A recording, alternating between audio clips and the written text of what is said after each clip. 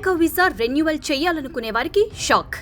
వీసాల పునరుద్ధరణ కోసం తీసుకొచ్చిన డ్రాప్ బాక్స్ నిబంధనలను అగ్రరాజ్యం కఠినతరం చేసినట్లు సమాచారం.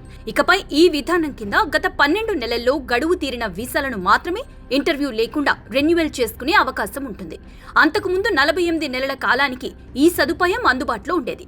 తాజా నిబంధనలను తక్షణమే అమల్లోకి తెచ్చినట్లు తెలుస్తోంది. అయితే దీనిపై అధికారికంగా ఎలాంటి ప్రకటన వెలువడలేదు.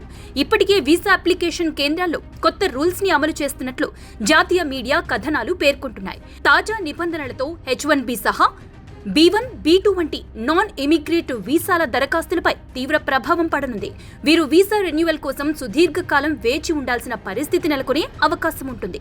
ఇప్పటి వరకు ఉన్న నిబంధనల ప్రకారం గత 48 నెలల్లో వీసా గడువు ముగిసిన వారు రెన్యువల్ కోసం డ్రాప్ బాక్స్ విధానంలో దరఖాస్తు చేసుకునేవారు. అలాంటి వారికి ఎలాంటి ఇంటర్వ్యూ ఉండేది కాదు.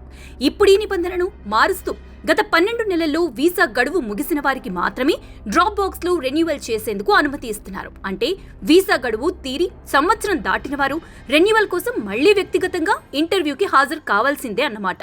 కోవిడ్ ముందు వరకు ఇంటర్వ్యూ లేకుండా వీసా పునరుద్ధరణ కోసం ఈ 12 నెలల నిబంధనని అమల్లో ఉండేది.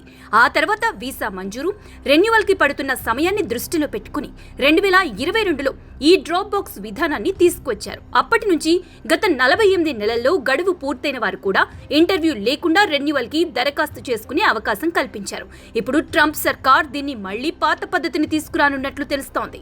వీసాల పునరుద్ధరణ కోసం తీసుకొచ్చిన డ్రాప్ బాక్స్ నిబంధనల మార్పులతో భారతీయ దరఖాస్తుదారులకు వీసా రెన్యువల్ మరింత ఆలస్యం కానుంది. ఇప్పటికే ఢిల్లీ, ముంబై వంటి ప్రధాన నగరాల్లో B1, B2 వంటి వీసా దరఖాస్తుదారులు ఇంటర్వ్యూ అపాయింట్మెంట్ల కోసం 440 రోజులకు పైగా వేచి ఉంటున్నారు. ఇప్పుడు మరింత ఎక్కువ మంది ఇంటర్వ్యూలకు వస్తే ఈ వీసాల జారీ ఇంకా ఆలస్యమయ్యే అవకాశం ఉంది. డ్రాప్ బాక్స్లపై ఆధారపడుతున్న బిజినెస్ ట్రావెలర్స్, వృత్తి నిపుణుల వీసాలు పునరుద్ధరణకు ఇంటర్వ్యూ స్లాట్ కోసం ఎదురు చూడాల్సిన పరిస్థితి ఏర్పడుతోంది.